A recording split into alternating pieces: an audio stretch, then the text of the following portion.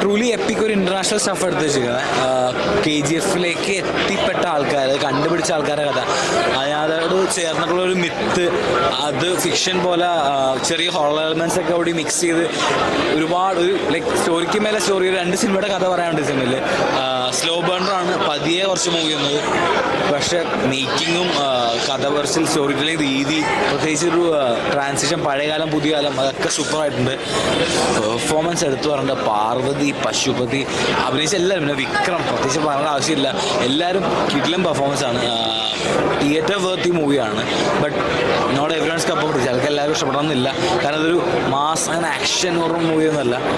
VFX കുറച്ചുകൂടി better ആക്കിയാണെന്ന് തോന്നി. പക്ഷേ അത്യാവശ്യം ഒരു പുലിയായിട്ടുള്ള സീക്വൻസും അങ്ങനെ ജാഗോറായിട്ടുള്ള സീക്വൻസ് ഒക്കെ ഉണ്ട്. സോ എന്നെ സംബന്ധിച്ചോളം എനിക്ക് ട്രൂലി വർത്തിട്ടായിരുന്നു. ഒരു ട്രൂലി എപ്പിക് സ്റ്റാഫ് എടുത്ത് വെച്ചിരിക്കണം. തിയേറ്ററിൽ മിസ് ചെയ്യാം.